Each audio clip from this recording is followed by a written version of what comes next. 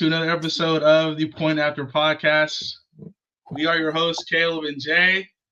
My man, how is it going, bro? Bro, I'm depressed, honestly. I'm depressed, This is gonna be going right here. We're gonna get into it later, but we're gonna talk about a little CJ Stroud today, maybe a little sophomore slumpies, and then we're gonna talk about Kyle Shanahan today. Oh. And then we're gonna talk about Saquon. Like if you would rather choose Saquon or King Henry, how y'all like that? And then we're gonna just discuss how the Magic are becoming a threat in the NBA. But Caleb, my boy, before we even start off, my boy, I want to give you a big happy birthday. Yes, sir. Yeah. Big 2-4. Yes, sir. My Kobe year, man. I appreciate it, man. Hey, the Kobe so this year, is dog. This episode is gonna be coming out next Tuesday. So my next birthday Tuesday. is we filming this a little early, just to let y'all know. My birthday Caleb, is today on the 3rd, December 3rd. But yeah, I appreciate it, bro. Much love. Yes, sir. Hey, but much love, brother. Moving on to the first topic, man. You just mentioned it. CJ, that's crazy. CJ Stroud, sophomore slump. So, Jay, how you feeling about this, man? Because definitely look at his numbers compared to this year and last year. It's like two different players. Oh, for sure. It's not looking to be. His numbers aren't even looking to match last year, even exceed it. And we honestly expected this year CJ Stroud would exceed those numbers. But you kind of have to look at it in a different perspective. And I was kind of thinking about this a few days back because I was looking at CJ Stroud. This is a for sure sophomore slump. Like there's no question at all. But you got to look at the details. Injuries this year. Nico Collins, Stephon Diggs being out for mainly the whole year. Also, the Texans O-line is complete dog crap, to be specific. Allowing how many sacks, Caleb? 41 times. That's about second most in the NFL. Not good. No one get it done. That's real hard to get behind. So yes, CJ, his stats aren't matching last year or exceeding last year, but you have to take into account the team around him, right? And also, let's not forget this team is 8-5 right now. They are still in a great position and also in playoff contention. So I don't see this as too much of a problem as looking back on it as before, but I do want to get your thoughts on this. Let me know. Yeah, you comment on it. The fact that they're still winning and they're still in the hunt for their division is quite extraordinary. The way that he hasn't quite been the player that he was last year. But yeah, let's look at CJ Stroud, man. Last year, 23 touchdowns. This year, 15. Right. 9 interceptions. This year, 5 last year. He's already exceeded his interceptions from last year. Mm-hmm.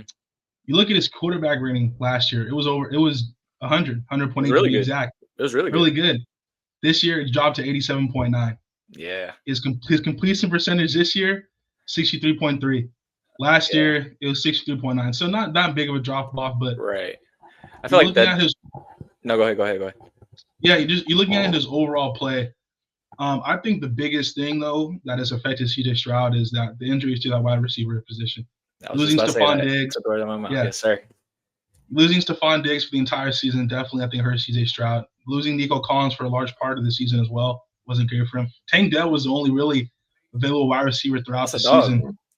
And Tank Dell was nice, no question. But I think losing his two top wide receivers, specifically one for the entire season, one for a large period of the season, I think has affected CJ Stroud. And teams are obviously loading up on the box with Joe Mixon. Joe Mixon is actually quietly having a really good year himself. Quietly. But yeah, you talked a little bit about this offensive line. Right now, this offensive line ranks 27th in pass block, 20th in run block win rate. And according to Dallas Robinson of Pro Football Network, the former first-round pick, Kenyon Green, who was their left guard, start the season. He was benched early in the year for his poor play, and eventually later he went on IR for having a dislocated shoulder in Week 9. But I think it's more of a combination of the things that have happened around CJ Stroud that have affected his play, not just him, his natural ability, what he brings to the table. So. Yeah, no, I fully agree, and a lot of people want to shout and talk a lot of crap about CJ Stroud and how they haven't had too tough of a schedule, but you kind of have to look at the next upcoming games. This is going to be a test for this team, and we're kind of going to get a real good outlook on how they're entering the playoffs. even if they get there, possibly. It's the Dolphins next, then the Chiefs, and then the Ravens. So, it's gonna show a real clear picture. So, I think CJ Stroud can adjust, though. Honestly, are we still looking at CJ Stroud as a franchise guy at the moment? Is he still one of those guys? 100%. Because you could just compare this situation to the Bryce Young situation. They gave him a good amount of time, and I figure it's like seeing how Bryce Young started. A lot of teams, I feel like, wouldn't give him that second chance, and the fact that Carolina did, benched him. Take some time. This is clearly too much for you at the start. Come in, and Bryce, as a lethal shooter, says, "I understand it now." CJ's still a franchise guy. I still don't think you move off him. You got to put more in your O-line. That's clear and cut. It's simply what you need to do, and hopefully Diggs can stay healthy. I don't know if he signed a 2 or 1 year deal, so I don't know if he's gonna be back with. It's a 1 year. It's a 1 year. So I don't know if he's gonna sign back. Dependent on what the Texans do in the playoffs, I feel like. Would you rather Brock Purdy or CJ Stroud? CJ Stroud. Just more upside. All right. Just more upside. It's all right. You tried to get me. How did you know? Man. All right. Moving on. Caleb's most anticipated birthday present from me. This topic. I actually want to ask you first before I even talk. Is Kyle Shanahan on the hot seat? Is Kyle Shanahan on the hot seat? Absolutely, Kyle Shanahan is on the fucking hot seat. Are you kidding me right now? This is abysmal. This is just horrid. This guy is a fucking idiot. I'm sorry. Drift guy, bro. You're telling me this is all surprise that CMC got hurt all of a sudden when you brought him back, had him do 99% of his snaps, and then you want to put bro's in pain. What was the leading rusher at Jordan Mason that time? He was like the third leading rusher at some time before McCaffrey came back, and then you sit his ass on the bench, give him 0% of the snaps. What are you thinking? And then we're surprised when McCaffrey blows his knee out. So this is just abysmal, and I think his play callings got very repetitive, very vanilla, very predictable. Thank you. It's just, I just can't stand this guy. Like, he makes me want to bash my head into this wall over here. But I digress. Even though he is on this hot seat, right?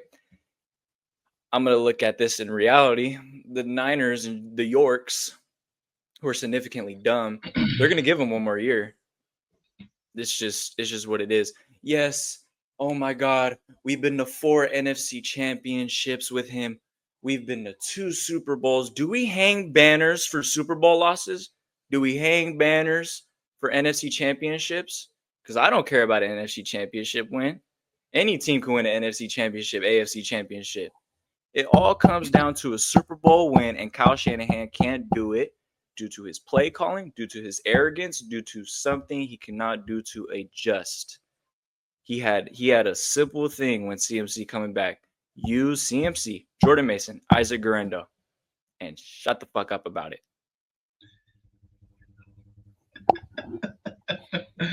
I love what we talk about Kyle Shanahan, bro. It just brightens up my day. Look, I just simply just want him to, I actually want to see him go somewhere else. I love how all these other teams. I seen some comments talking about if Kyle Shanahan goes elsewhere, he becomes a free agent. Oh, he's to be signed immediately. All these other teams, go ahead, take him, please. Wait, who would you want? No. Hold on. Look what I want to see. What Kyle Shanahan does to another team, and then that's all these people saying this. Just don't watch Kyle Shanahan. This dude's time management, his play calling. All right, bro. Go ahead, Caleb. Well, I was going to ask, if Kyle Shanahan was to go, who would you want to replace him with? As of right now, that's the problem. You don't got too many options, right? There's Ben Johnson, who's a hell of a mind. Bobby Slowick from the Texans. There's Bobby Slowick from the Texans, right? it's just here with it, right? And I get when Niner fans say, "Oh, we don't want to go through that Tom Sula phase again," right? Well, if you don't want that, you're gonna have to stick through the bullshit with Kyle Shanahan or go out and get Bill Belichick. But the only problem with Bill Belichick at this point is he hasn't won without Tom Brady. That's my only concern. But someone has to come in, change this culture, change something, and make some adjustments. And this is my thing too. It scares me if Kyle Shanahan's here this offseason, as we're tanking right now. We're tanking. We're not a good team. We suck ass. Bills whip that ass. So we're going to get a good to decent pick, right, Caleb? I'm saying 14, 15, 16, possibly. My problem is Kyle Shanahan doesn't know how to draft in the first round. So if you keep him, that's another issue of him wasting another first round pick. So it's just a lot of deficiencies with Kyle Shanahan. I think it's time for a culture change. Maybe Kyle Shanahan wants to get the hell up on out of here. If he does, please do. I see all that gray hair. You look stressed, buddy. You might want to get the hell up on out of here. I love it, bro. I love it.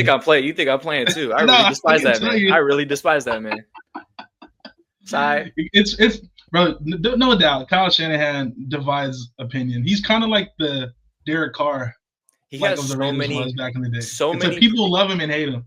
He does so many good things, and then he'll turn it around on himself and do so many disgusting, outrageous things that just don't even make sense. And then here we are, sitting at 5-7. Just, and who's running the division now? Jesus Christ! I mean. And then they want to pay. Welcome to the club, buddy. And then they want to pay Brock Purdy $60 million a year, which I don't stand by. I think we saw this very good comparison with Josh Allen and how he just absolutely obliterated that Niners defense with the flick of the wrist, while Purdy was hesitant and trying to use his legs the whole time, which sometimes you can't do. You have to let it rip and you have to trust your arm and let it go, which he doesn't have an arm.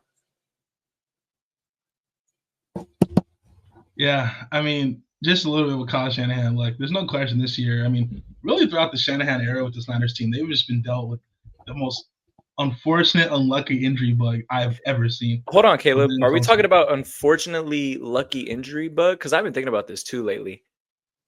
Why don't we question the training staff or I was gonna say something like that? Because I know injuries are very accustomed to this year, right? Everyone's going to say that when, Niners are hurt. No, everyone's hurt. No. This has been a reoccurring problem for the Niners. And I wonder about that training and that conditioning, whatever the hell the label is under it. You know what I'm saying? I'm casual. I'll give it. But, you get what I mean? Yeah. Like, I question that sometimes. I question that because it's how many years has this been a problem? With Trent, I can understand because he's, 36? He's getting older. I feel like Trent's gonna retire as well. Yeah. With McCaffrey, he's had injury concerns going back to when he was in Carolina. Debo has had injury concerns. Ayuk, that's unfortunate. The Persol situation that happened, unfortunate. Kittle has had injuries for a long time now. He's battled his injuries. Yep. Hufunga has battled injuries for previous years now. So it's a fault of also picking guys who are very much injury prone. That could be a thing. A lot of trusting guys who have too much injury history is not what do they call that? Common sense. Yeah, definitely, man. It's tough to see. And then you talked a little bit about the offensive being outdated, you being vanilla. That's your favorite word.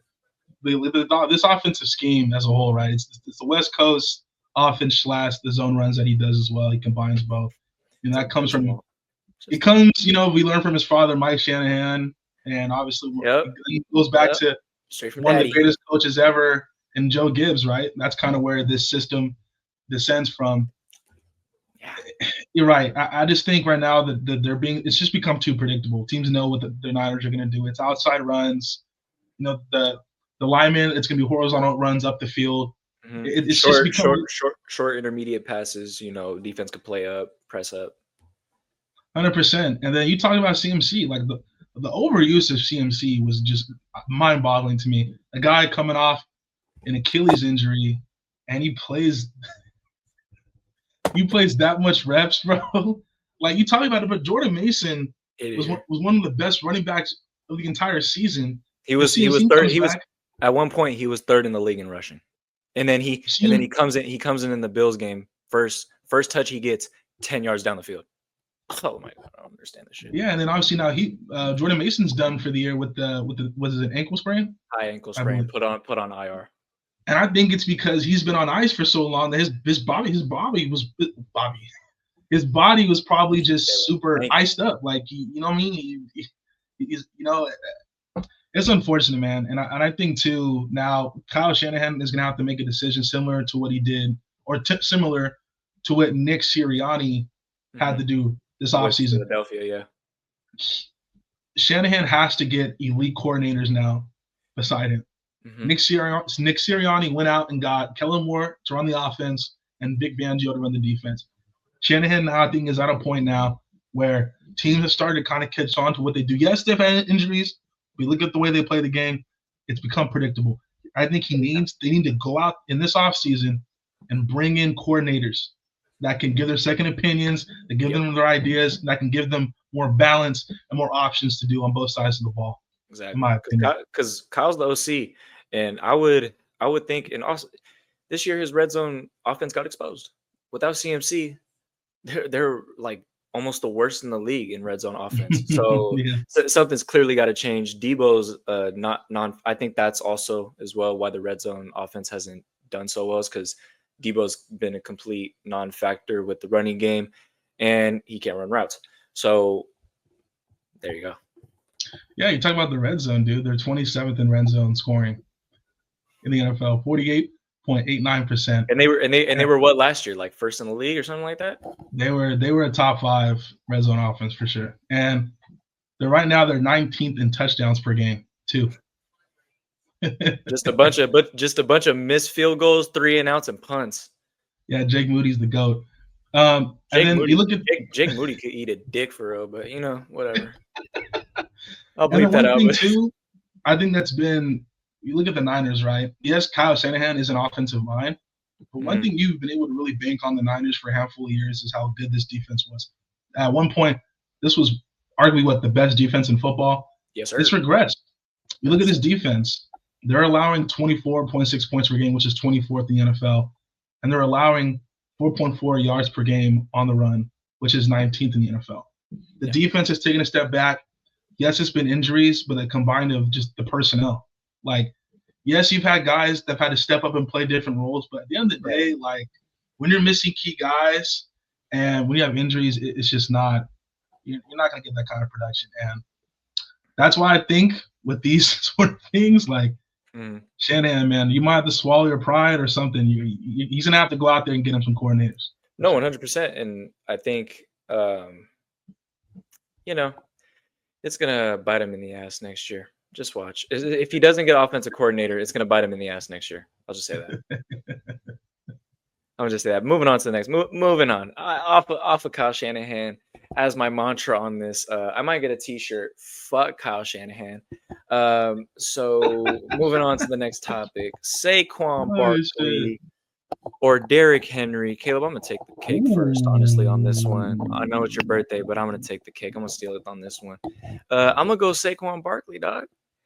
And I think, honestly, some bias here. I think this kind of recent game with the Eagles and the Ravens kind of just made that pick for me.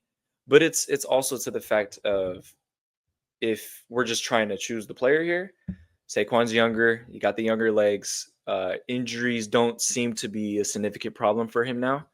And just the yards per carry is absolutely disgusting. And I feel like Saquon's just a lot more dynamic. But you can't deny Derrick Henry, just such a powerful runner, and will run through absolutely anybody. Got hung up by Cooper. Is that right? That was crazy. He got wrapped. Nice, bro. He got wrapped up. He's nice. He's nice. I heard he had a wrestling background, so I'm pretty sure that had an effect on that. And he could hoop too, bro. He used to hoop. Oh yeah. He has a hoop mixtape, bro. Cooper Jean, bro. He's one of the ones, bro. He's one of the ones. Does a what do they call that? Multi-sport athlete? Yeah. For sure. But yeah, man, I think well, at least for me, clear choice here is Saquon. Henry is so good with his production though, so it's hard to deny either. But if you're choosing one, I'm gonna go with the younger guy, more fresh legs, better with his injuries now, and Derrick Henry has also been injury prone. So yeah, no question. I think one thing I'm gonna go with Saquon too, but I kind of want to talk a little bit about Derrick Henry. Derrick Henry right now is leading the NFL in rushing touchdowns. He's top 5 right now in red zone touches with 44. And I think a lot of that goes to, like you said, his physical style. He's a big running back, dude. Like, that guy doesn't look like a natural running back. The dude looks like a linebacker, like DN. Bro, I mean? Like a monster, dog. Yeah, and then he's second to Saquon in rushing this year. And one little stat I wanted to break out when it comes to Derrick Henry. So he's number 1 in breakaway runs with 17. So disgusting. Like, this guy, when he's in a break tackles and when he gets in the open field, it's lights out. It's a wrap. And just some additional stats as well. Like, he's number 2 in expected points added plus 33.1. So when he's on the field, this Ravens offense is borderline historic. Oh yeah. And they're gonna put up a lot of points. Obviously, the Eagles defense came out to play and then they kind of shut that down. But for the most part, when Derrick Henry's out there with Lamar Jackson, this offense is on a whole nother level.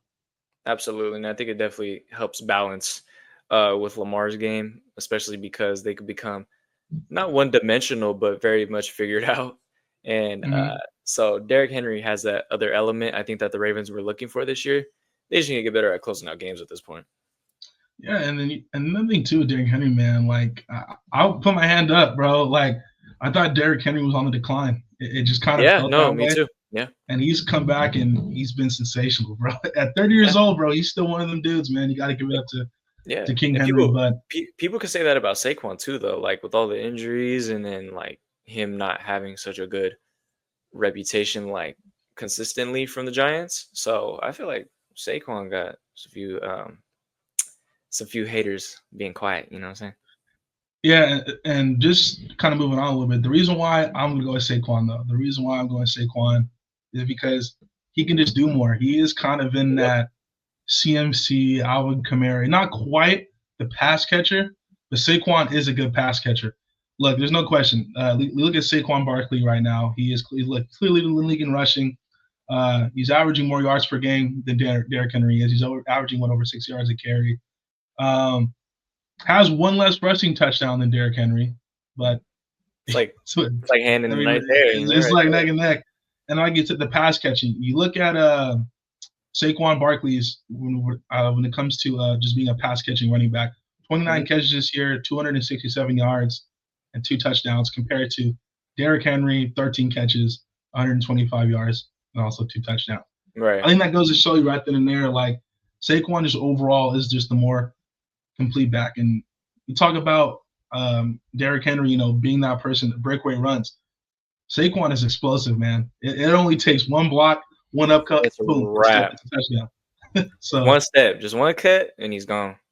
So yeah, I'm rolling with Saquon, but shout out to Derrick Henry for sure. Oh yeah, Derrick Henry got to get his props, man. He's having an unbelievable year. Then all right, well, moving on to the last topic of the day. Switch it up for some basketball. So the team we're about to talk about right now, they're getting blown out by the Knicks. Sorry, Magic fans. We are going to talk about y'all because I want to shed some light, a positive light on Orlando Magic. You got to educate me, Caleb. You got to educate me right now. What's up with this Orlando Magic, man? I believe the Magic are a threat to come out the East. Okay. Look, you look at this team right now. They're 15-7, third in the Eastern Conference. Coming into today, obviously, it's good. The win streak's going to stop pretty soon here.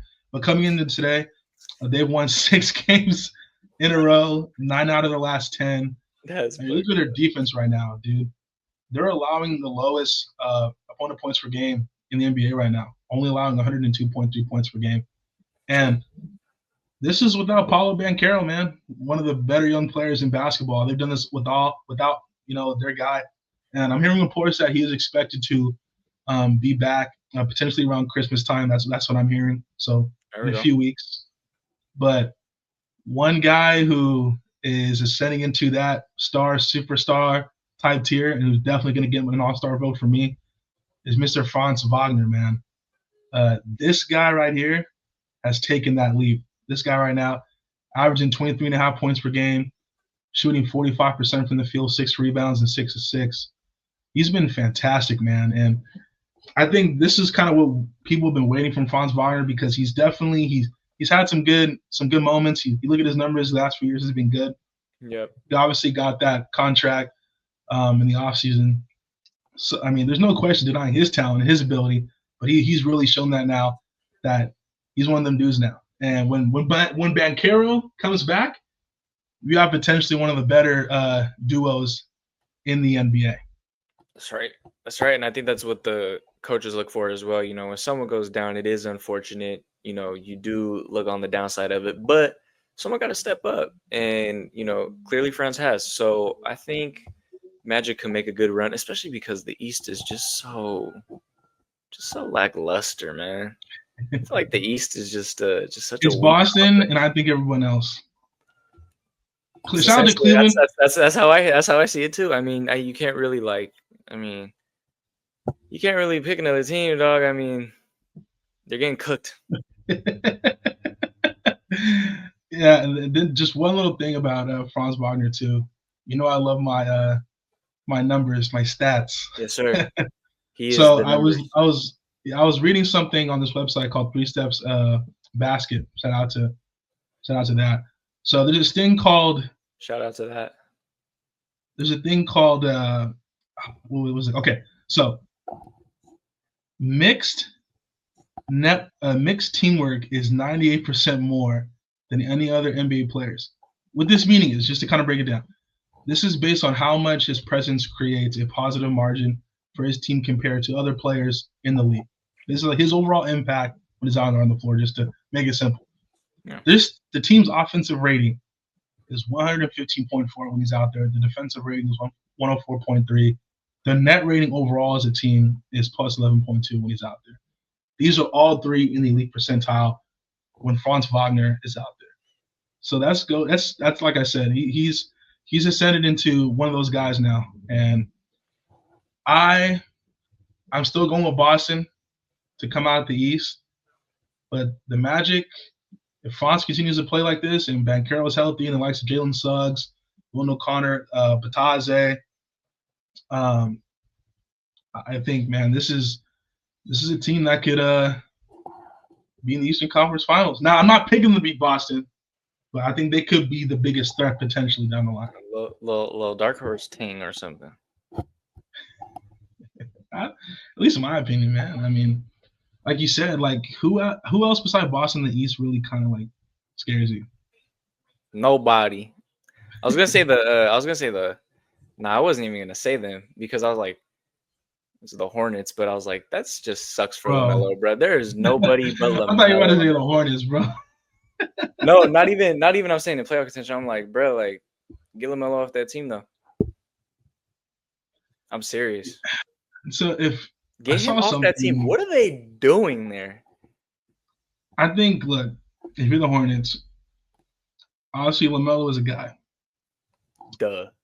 Brandon Miller, I think, is developing into a very good young player. He's had some inconsistencies, but I think he's developing into a really young player. I think the Hornets are one draft away, and if they can nail some free agents, they can bring some free agents to surround LaMelo and Brandon Miller. I don't know what's going to happen with Miles Bridges in his future, but if they draft well, bro, and they can hit on some free agents, this team could be like the Orlando Magic are in a few years' time. Because you can make the case, hey, bro, you can make the case right now that LaMelo Ball is the best point guard in the NBA. Yeah. Right now, you can make that case. So yeah.